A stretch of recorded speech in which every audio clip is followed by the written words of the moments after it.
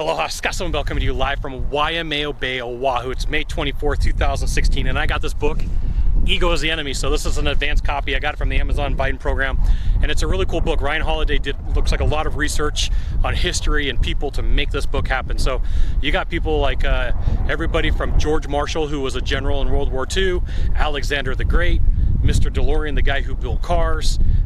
You got some information here on Tom Brady. So there's a whole different cross section of different examples that you can use. Now, the book itself is broken up into 3 sections. The first section that you find as you go through the book is aspire, right? What are you going to aspire to?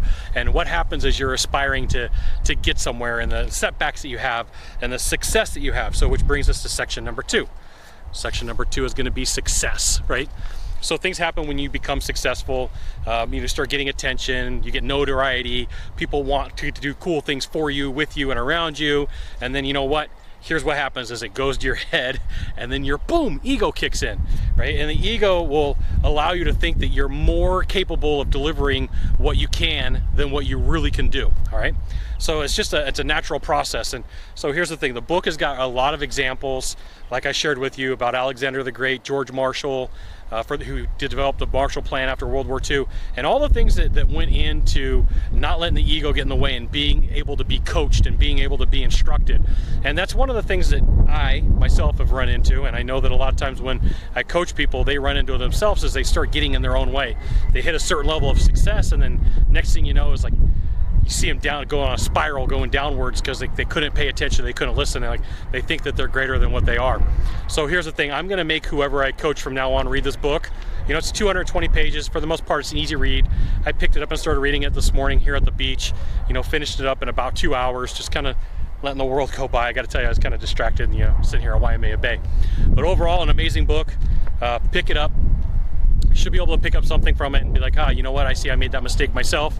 I've had a problem with my ego, and here's where my failure came in. So, here's the circle of life. You got the aspiration, you got the success, and the next thing you know, you got the failure, and then it happens again. Aspiration, success, boom, failure, okay? So check it out. Great book. I got my advanced copy right there. So awesome times.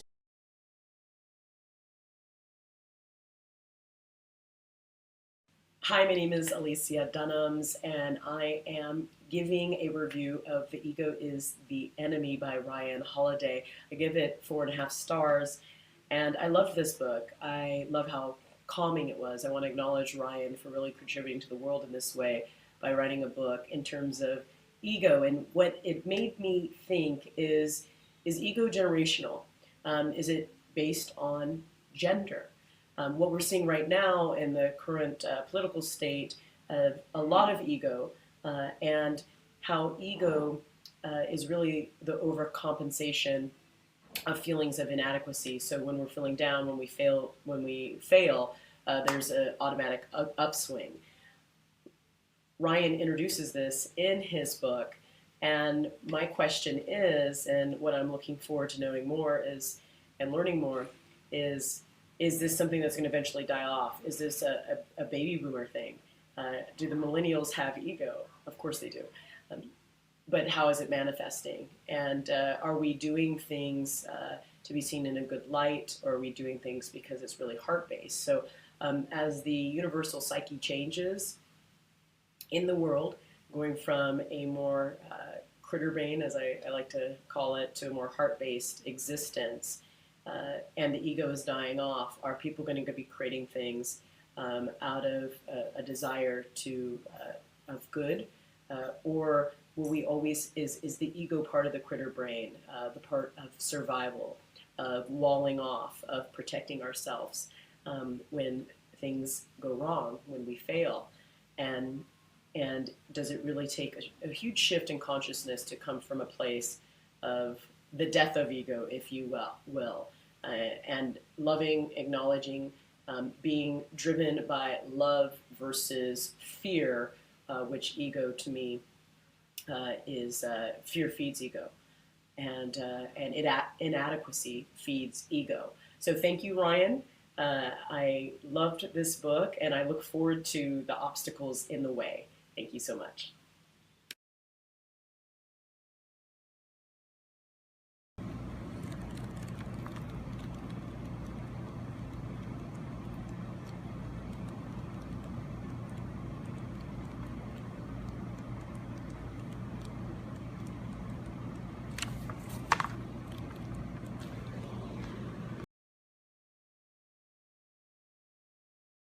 Hey, what's up? John Sonmez from SimpleProgrammer.com.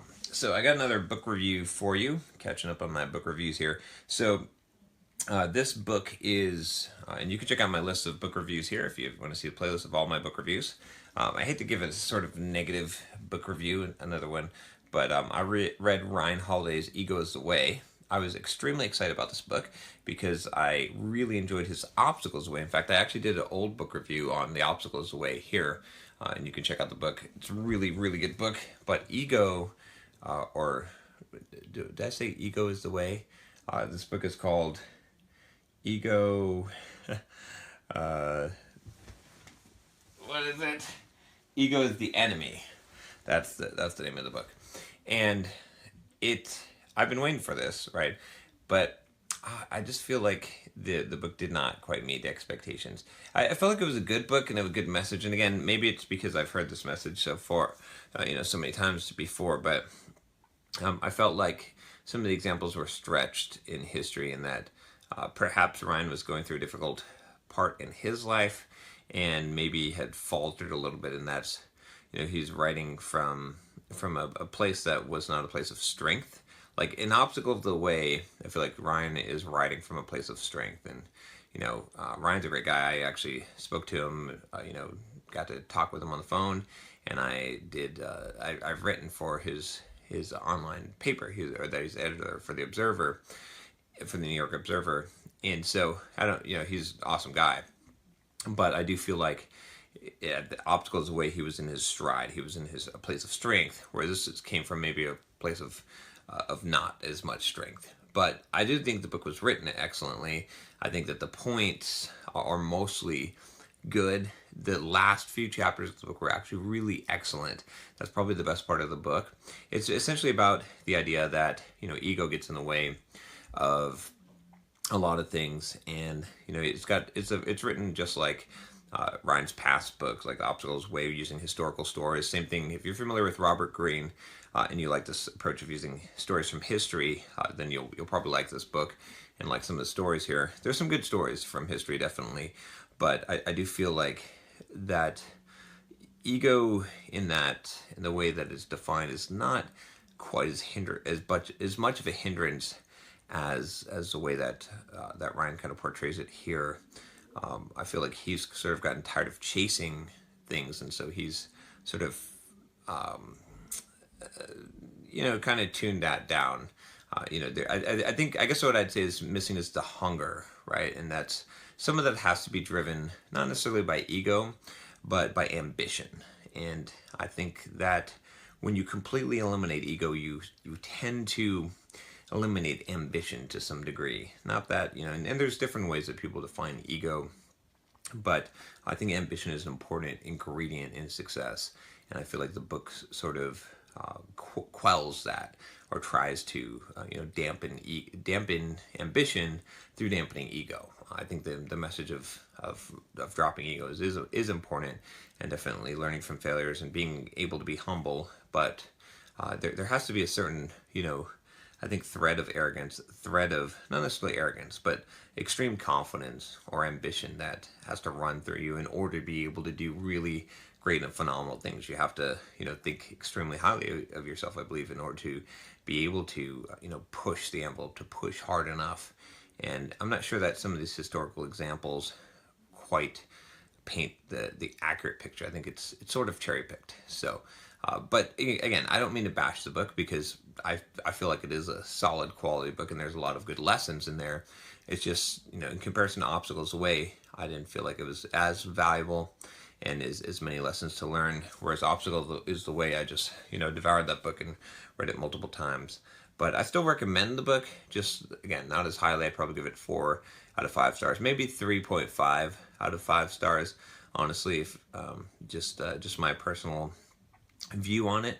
Could also be because I, have already encountered many of these things, and I have a slightly different viewpoint on this. But like I said, if anything, the last section of the book, the last chapters on really dealing with failure and not letting that get in the way, I feel like that is more of the Ryan that I know that I think is more representative of his full character and his beliefs. Where I feel like the first part of the book is sort of a defeatist. I've sort of screwed up and I'm not sure, and here's why I think I screwed up, which is valid. I think it's good that Ryan's able to put that out there.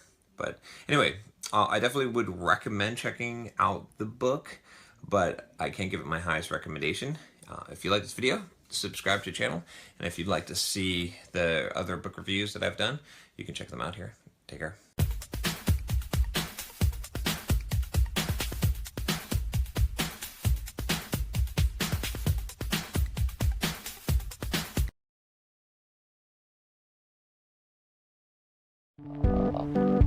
Hi, I'm Douglas Burdett, host of the Marketing Book Podcast, and I'd like to tell you about the book Ego is the Enemy by Ryan Holiday.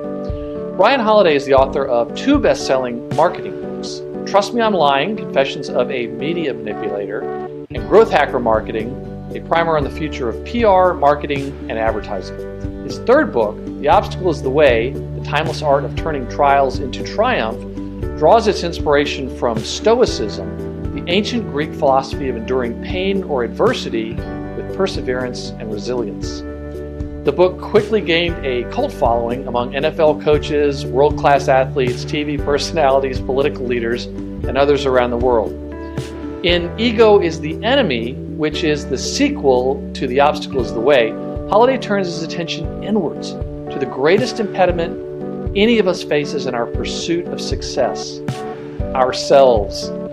He draws on a fascinating array of stories and examples from literature to philosophy to history, and shows how uncontrolled egos have been the undoing of many people, organizations, countries, and civilizations. The book shows how your ego can be the most destructive force in your life and the lives of others. What I found particularly interesting is the number of examples of successful people who fought their egos at every turn, avoided the spotlight, and put their higher goals above the desire for recognition. My favorite example of this was General George C. Marshall. Ego is the Enemy offers a brutally honest portrait of how we let our egos seduce us, and offers valuable practical advice for how to overcome it. If you liked Obstacle is the Way, and everyone who read it did, you will love Ego is the Enemy. And if you read Ego is the Enemy first, the very next book you read will be The Obstacle is the Way. It was for me. And to listen to an interview with Ryan Holiday about Ego is the Enemy, visit marketingbookpodcast.com.